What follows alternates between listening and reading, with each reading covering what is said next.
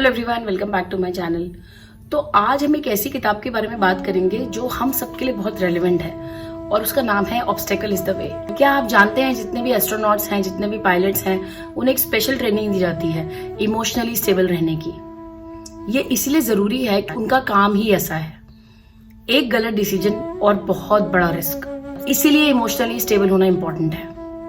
ऐसे कई एस्पेक्ट्स को कवर करती है ये किताब और हमें हेल्प करती है ये जानने में कि कैसे हम अपने आप को इन प्रॉब्लम से डील करने के लिए इक्विप कर सकते हैं। आपने कभी नोट किया है जब हम अपने किसी फ्रेंड से बात करते हैं, वो कितनी भी सीवियर प्रॉब्लम लेकर आए, हम उनको एक सोल्यूशन देकर वापस भेजते हैं और हम बड़े अच्छे से सोल्यूशन दे देते हैं। उसका कारण क्या है? और जब यही प्रॉब्लम हम पर आती है तो हम पैनिक हो जाते हैं। सबसे पहले हम पैनिक होते हैं। इसका कारण क्या है? कारण ये है कि क्योंकि जब सामने वाला हमें अपनी प्रॉब्लम बताता है तो हम उसमें इमोशनली इन्वॉल्व नहीं होते, इसीलिए हम बेटर सोल्यूशन दे पाते हैं। लेकिन जब हमें खुद प्रॉब्लम आती है तो हम उस सिचुएशन में इमोशनली इन्वॉल्व हो जाते हैं और वही पैनिक हमसे गलती करवाता है।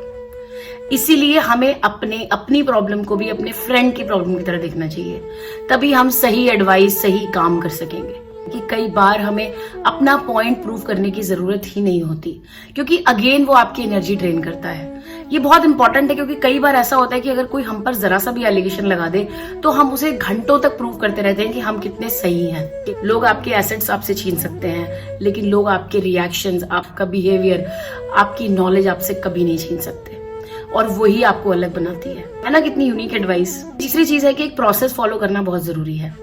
कोई भी चीज अगर आपको अचीव करनी है उसका एक प्रोसेस है। क्रिस्टियानो रोनाल्डो के बारे में हम सभी जानते हैं, इज अ वंडरफुल प्लेयर।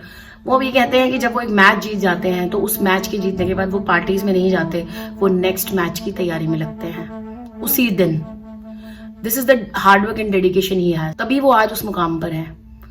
तो एक प्रोसेस फॉलो करना बहुत जरूरी है आपको कोई भी गोल अचीव करना है उसके लिए। इस बुक में एक लाइन है, where the head goes body follows. जहां पर भी आपका दिमाग जाता है बॉडी उसी तरह से काम करती है। तो सबसे पहले जरूरत है माइंड कंट्रोल करने की। अगर आप अपने वर्स्ट फेज में जी रहे हैं, अगर आप बहुत लेट डाउन फील कर रहे हैं, आप अपने ब्रेक पॉइंट पर आ चुके हैं, सबसे पहले आपको अपने माइंड को ठीक करना है, तभी आपकी बॉडी ठीक हो पाएगी। अगर आप किसी इलनेस से गुजर रहे हैं तब भी माइंड ही सबसे इंपॉर्टेंट है। अगर मैं अपने एक्सपीरियंस से बात करूं, मैंने खुद नोटिस किया है जब मैं किसी प्रॉब्लम में आती हूं, अगर मैं उस चीज को काम माइंड से सुलझाने की कोशिश करूं तो मुझे कई आइडियाज आते हैं और ये आइडियाज क्लिक भी कर जाते हैं।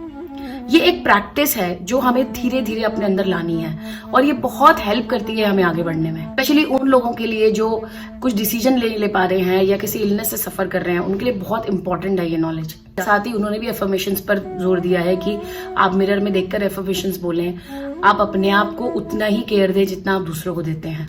बुक बहुत ही इंपॉर्टेंट नॉलेज शेयर करती है और हमें बचाती है उन सभी प्रॉब्लम से जो हम खुद क्रिएट करते हैं अपने लिए पैनिक होकर। तो चलिए इस नोट पर इस वीडियो को यहीं पर खत्म करती हूँ। अगर आपको मेरा वीडियो पसंद आया तो इसे लाइक करें, शेयर करें, मेरा चैनल जरूर सब्सक्राइब करें और इस यूट्यूब फैमिली का पार्ट बने। मिलती हूँ आपसे फिर किसी इंटरेस्टिंग बुक के साथ। तब तक टेक केयर।